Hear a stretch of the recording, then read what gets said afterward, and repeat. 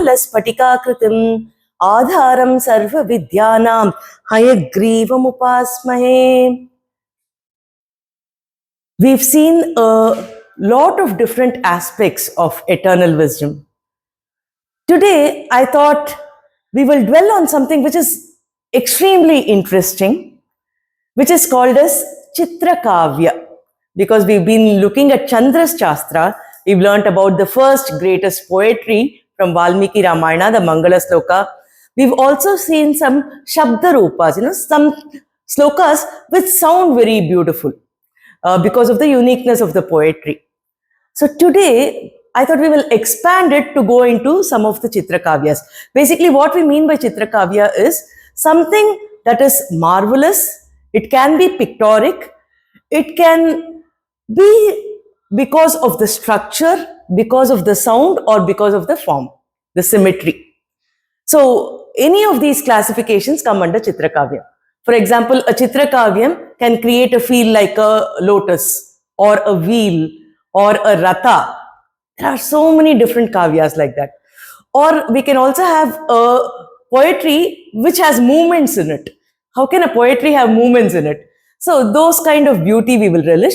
Or it can be because of the uniqueness of the pattern it forms. A particular akshara, some constraints in the structure. All these can lead to Chitra-Kavya. Basically, Chitra-Kavya, Kavya is poetry. Chitra can mean picture. It can also mean something which is marvelous, something which we marvel upon. Oh my God, what is this? That kind of a feel is Chitra-Kavya.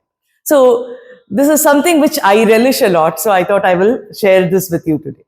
Right? So one interesting sloka.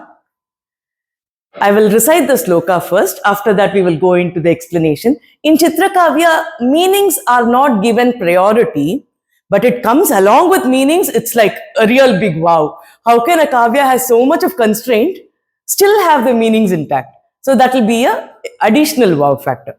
So here this Chitra-Kavya is about King Maya, his qualities. So he is a lover of birds, he is intelligent. A lot of his traits are mentioned. And the sloka goes like this. Kakka gauganga chichauja janjau daudi dadandanaha tato dadin paparbhabhi. Maya is the name of the king, right? Mayoril vashisham sahaha. Do you see anything unique in this sloka? All the consonants are utilized in the same sequence. So how is it even possible? Ka, ka, ga, ga, na, cha, cha, ja, ja, na. So if you look at the consonants in Sanskritam, the same pattern is used to construct this poetry, and this poetry also has a meaning where it explains about King Maya. So this is called as a Varna Chitra. So Varna Chitra here, you can see all the 33 consonants that are used in the same sequence as we learn. So that is like a very interesting form of poetry here. So if we continue thinking about this, this is another very interesting sloka on Bhagavan Sri Lakshmi Narasimha. Okay, so I will recite it, you can repeat after me. Devanam Nandano Devo Nodano Veda Nindinam Divam Dudavanadena Dane Danavanandinaha. So this speaks about Bhagavan Narasimha, who protects the followers of Vedas, who kills basically Hiranyakashipu, right? Who is against the Vedas. So we worship Bhagavan Narasimha. Okay. Now here, what is the uniqueness we see in this poetry? Exactly, the constraint is only 3 aksharas are used for the entire poetry. So we've used only the, va, na. That's all. The entire poetry is done using just these 3 different consonants. So that is a very interesting thing. And the meaning of Bhagavan Vishnu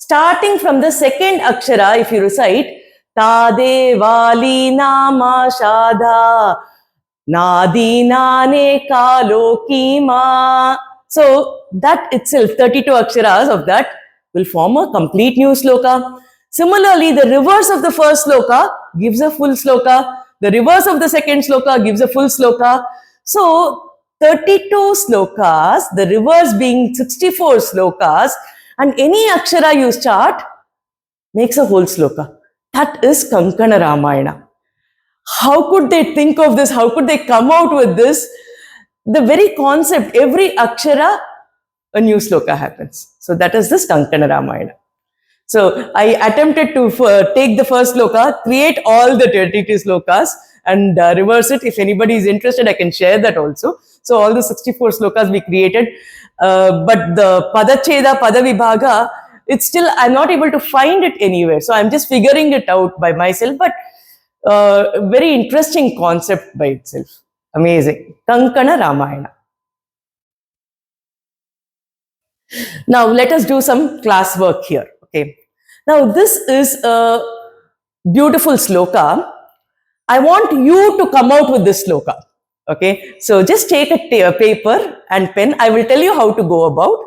So usually like the pradakshina, we go from the right? So start from ksha that you can see. After every akshara, bring in ma. So for here, example, kshama, sama, like that, gama. So try to create this two-liner sloka by yourself, please. So write both the lines. Yeah, write in English, Tamil, whatever. Just try to create the whole sloka for me. After every akshara, remember to repeat ma. Ma is in the middle. Shama, sama, gama, like that.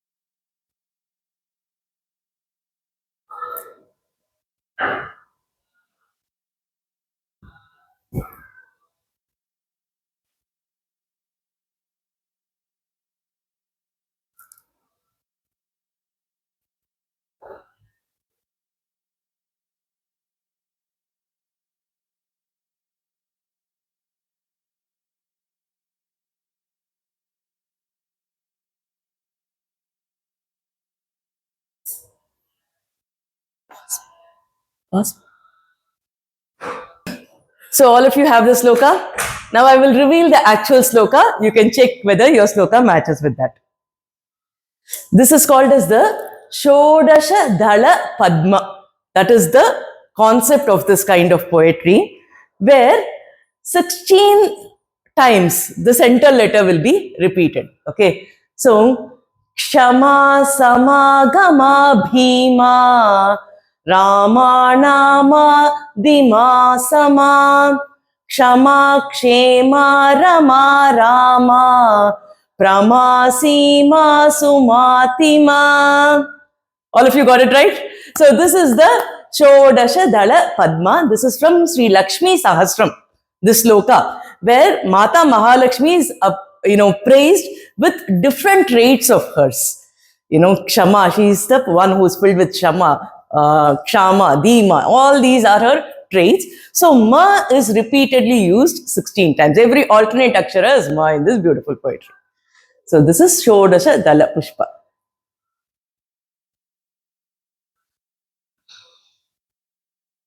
Now we are going to use another interesting pattern. This is called as a shara, the arrow. So when an arrow is passed, it's like the pattern, big, small, like that, the pattern will evolve. So we'll now construct this sloka. What you have to do is, whatever is seen as a single word means the first line and the second line is the same word. Okay, so the two lines of the poetry are there. You will use the same word in the first and second line.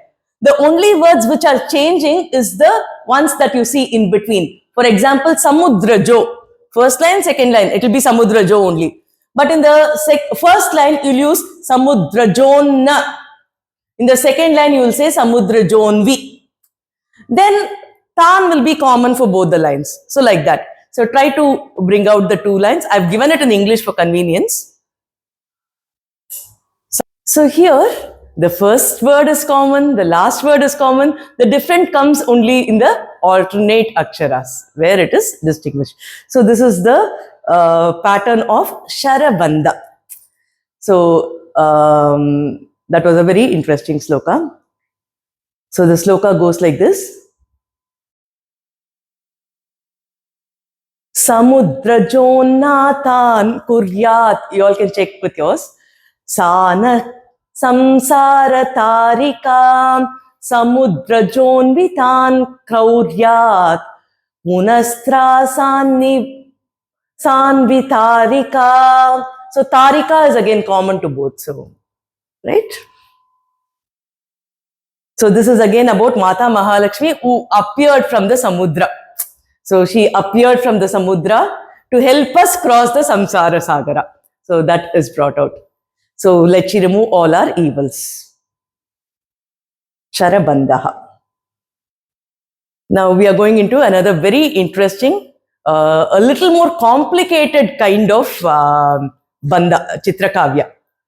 So we've heard of the murasu, right? The drum where they beat the drum. So when this drum has to be tied, there is a pattern to tie the drum. So they will use a V pattern first and then use a straight rope. Then they'll use a diamond pattern. So there are certain ways in order to tie the drum. That pattern is used to create the poetry. So it's called Murasa Bandha. Okay. So how that goes is like, this is sloka again from Paduka Sahasram itself. So Swami Deshika has used it. Imagine the entire Paduka Sahasram was written in a yama.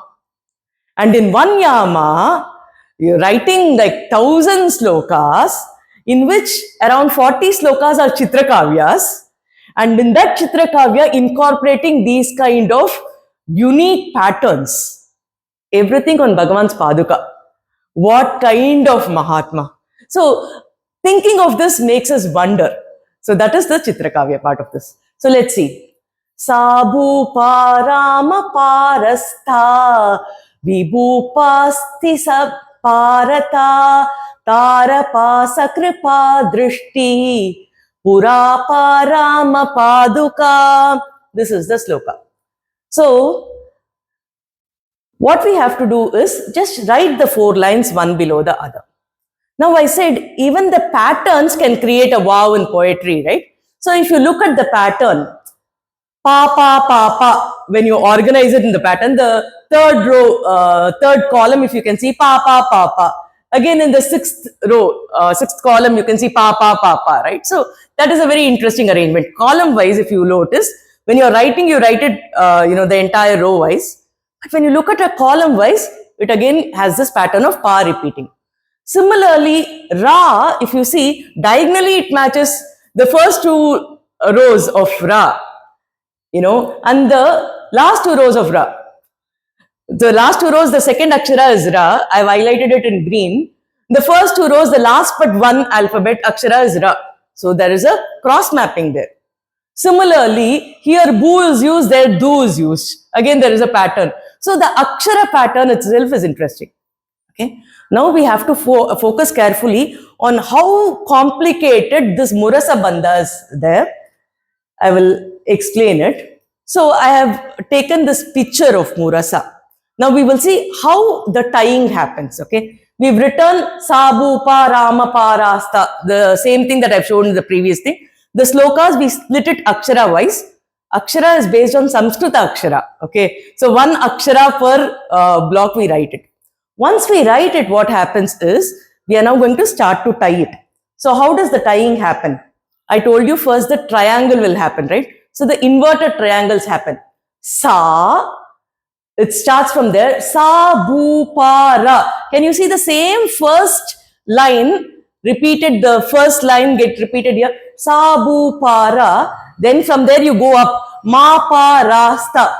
The same as what we see in the first line gets repeated even when we tie it. Similarly, we will do another tying of the murasa, where this time it will be a inverted V. So what happens here?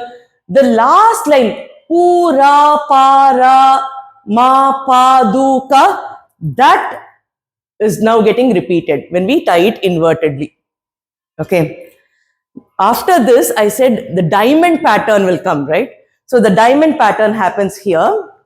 I have highlighted it in green. So now this has to be the third line equivalent, right? So it will come just like that. Vi, bu, pa, sti, sa, pa, ra, tha. Can you see that diamond pattern? Now the other diamond pattern should be the third line, obviously. So here you can see the final third line up here. Tara, pasa, kripa, dusti. So that is the way it is tied. So this is Murasa Bandhana pattern used in our sloka. So if you read the line also, it will give you that pattern. If you read the tying up also, it will give you that pattern. So that is the complication in this poetry. Are you all with me?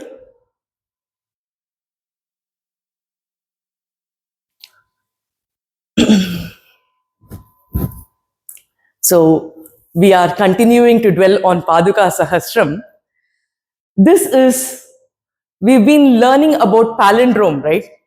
Now this sloka will surprise us even from that aspect. Okay, so let us see this sloka.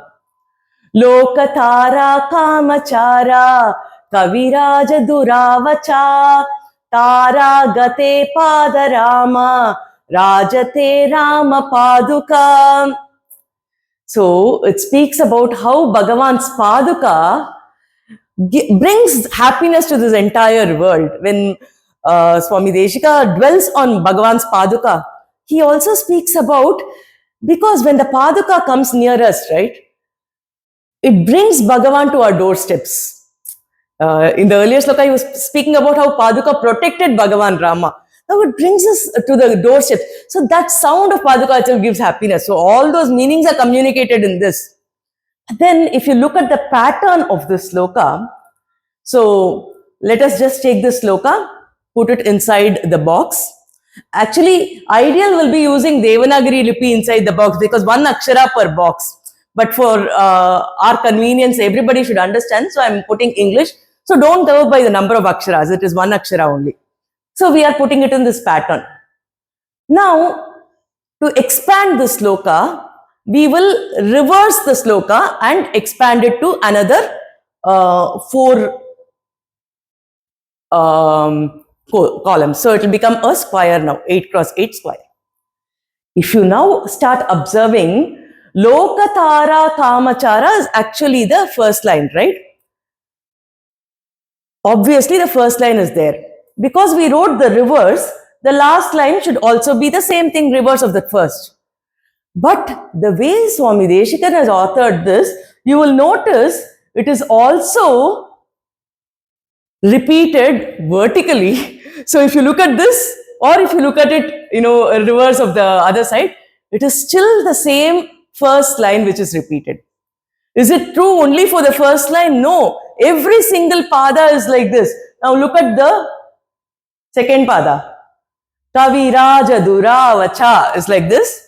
So if you look at the reverse, it has to be the same. But if you look at it vertically, it is the same. If you look at the other side, it's the same. Everything. In fact, if you look at diagonal, it becomes a mirror image of the diagonal. Just look at the cross thing. Ravadhama, Madhavara. So it becomes a mirror image, as if you folded a piece of cloth and the mirror images come there. So that is a astonishing poetry that we see here. Now, this is one interesting sloka. I want to dwell a little, spend time on this sloka, and this will be the final sloka that we'll be looking at today. This is called as a Gati Chitra. All of us are familiar with chess, right? Chess, there are different coins, and we all know that Bharatam invented this concept. Chaturanga, it was called. So Chaturanga was the chessboard where different coins were used. So this particular pattern is called as the Chaturanga Turanga. Turanga means horse. So even when we speak about kings and all, we speak about, they had the Turanga Saina, they had the Gaja Saina, all that we say. So Turanga. So this is Chaturanga Turanga Banda, the way the pattern of the Gati Banda actually, the way it moves. So it is a motion which is captured in the sloka.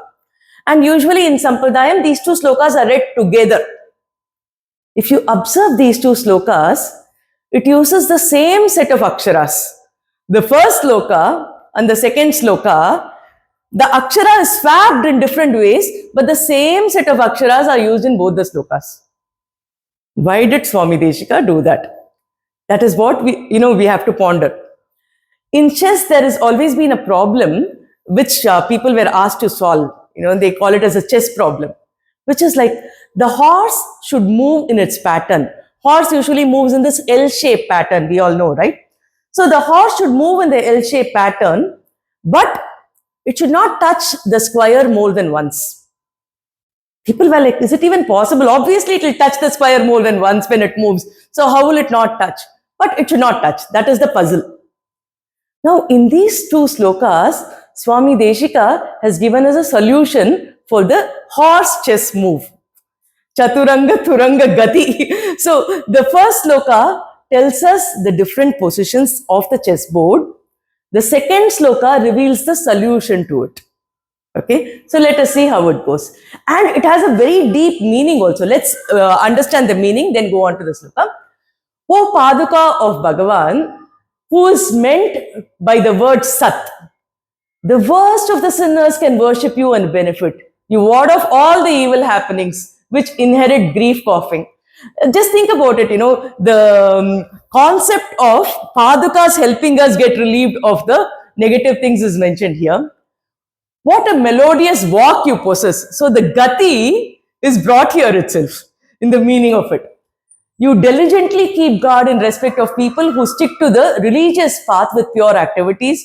You remain in the effulgent sight with Sri, unique to you, granting effulgence to the worshippers. You remove the pitiable condition that accrues to the sinners. You make the straws pleasing and relaxing to the Lord when he has to go out.